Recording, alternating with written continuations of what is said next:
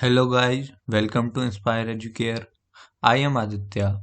In this video, we will solve one problem from the topic arrays, which is generally asked in interviews. Today's question is largest sum contiguous subarray. So in this question, we are given an array of integers.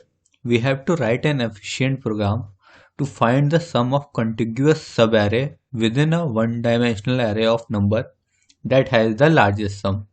So for example, we have given an array of -2, -3, 5, -1, -2, 2, 3, -3. So the output should be 7. That is largest sum contiguous subarray. Here how it comes 7. So here the subarray is this whose sum become equal to 7. So this is the largest sum which we can generate in any subarray from this array. So let's understand the first basic approach, that is brute force approach for this question. In this we will use nested loop to determine all the possible subarray sum and return the maximum among them. For this we generated all I, j pairs in which I is less than equal to j and calculate the sum of element between each pair. So let's understand this with the help of an example. So here we have given an array A consisting of these elements 1, -2, 3, -1. So while generating all the possible subarray sum, we will get 1. We will get this first element as this subarray sum. This -1 we will get by considering this subarray. These 2 we will get by considering this subarray. This 3 will get by considering the whole array. Now coming to this -2, we will get by considering this subarray. This one we will get by considering this subarray. This 2 will get by considering this subarray. Similarly, we will get another subarray sum. The maximum here is 4, which we will get from index 2 to 3. That is from this to this. This subarray gives the maximum sum. So now let's see the function part for this brute force approach. So here we have a function max sum array in which array and size of array are passed as an argument. First we have kept a max sum variable and initialized it with int minimum. Then we have run a loop from I equal to 0 to I less than n. Then we have another nested loop for j equal to I to j less than n. So suppose we have an array like 1, 2, 0, -1, 4 and ith index is 0, 1, 2, 3, 4.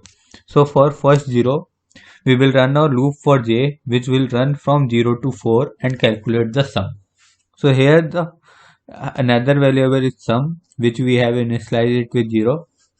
So for maintaining the sum, we have run a loop for k equal to I to k less than equal to j. So suppose I is equal to 0 and j is equal to 1.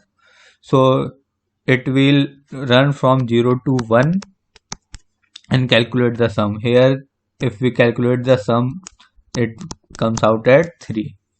So we will keep running the loop and calculate the sum. Now we will check the condition. If this sum become greater than equal to max sum, then we will update the max sum equal to sum. Now this loop will run till I is less than equal to n, and at last we have get the max sum and we will simply return this max sum. So by using this approach, we get the time complexity of this function as O of n cube, since there are 3 nested loops. So this is not the best way to solve this question. Now we will understand how to solve this question efficiently. So now let's understand cadence algorithm.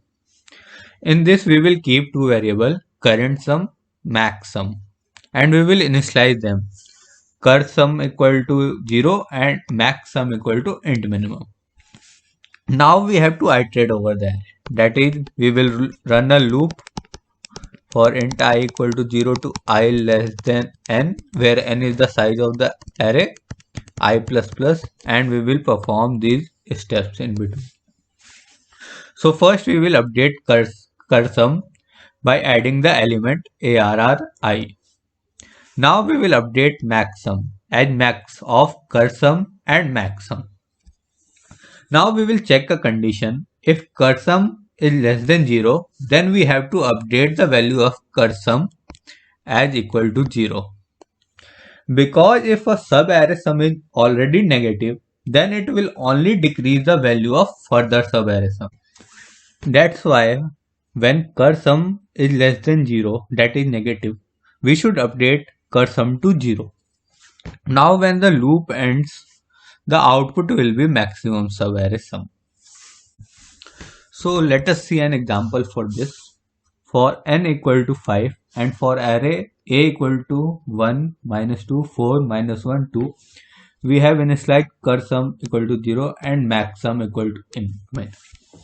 So we have run a loop I for int I equal to 1 to I less than n I plus plus. So for every value of I, we have a cur sum and max sum. So for I equal to 0, that is this, cur sum will become 1 and max sum will also become 1. Now for I equal to 1, the current sum will be the sum of these two. So it's come out as minus 1. But max sum will be max of minus 1 comma 1. So it will become 1. So here max sum is 1. Now the current sum become minus 1, that is negative. We have to update the current sum. So now cur sum will become equal to 0. Now when I is equal to 2, the cur sum will only add this element, that is 0 plus 4. So it become equal to 4. Now max sum will be max of 4 comma 1. That is previous max sum and current sum, which comes out as 4. So max sum become 4. Now for I equal to 3, the current sum will be the addition of these two, that is 4 minus 1, which comes out as 3. So current sum become equal to 3. Now max sum will be max of current sum, that is 3, and max sum, that is previous 4, which comes out as 4. So max sum remains 4. Now for I equal to 4, we have the sum of this whole, that is 4 minus 1 plus 2, which comes out as 5. So current sum become equal to 5. Now max sum will be max of current sum, that is 5, comma max sum, that is 4. So it comes out as 5. So here the final max sum is 5. So our answer is 5. That is for this sub-array. 4, minus 1 and 2. So now we will see the code part of this. So starting with the main function, we have first entered the size of the array. Then we have created an array of size n. Then we have entered the element of the array. We have called a max sub-array sum by passing array and size of array as argument. And at last we have printed the answer which we get from the max sub-array sum. So let's see the function max sub-array sum. In this we have a two argument, array and size of array. The first we have created two variable, cur sum and initialize it with 0, max sum and initialize it with int minimum. Now we have run a loop for int I equal to 0 to I less than n I plus plus. Now we have updated cur sum by adding the element at ith index. Now we will update max sum as max of max sum comma current sum. Now we will check if current sum become less than 0. Then we will update cur sum to 0. Now this loop will run till n, and at last we will get the maximum, and we will return the maximum from here. So this is the code for this. Time complexity of this code is O of n. Since we have only single row which we have iterated over the array. Let's see the run part. So first we have to enter the size of the array. So let enter it as 8. Now we have to enter the element of the array. Let it be -2, -3, 5, -1, -2, 2, 3, -3. That is, we have entered 8 elements. Let's see the output for this. So the output comes maximum sum as 7. This is for the subarray 5, -1, -2, 2 and 3. That is this subarray. So that's all for this lecture. Thanks for watching. I will see you in next lecture. Till then, keep learning and keep exploring.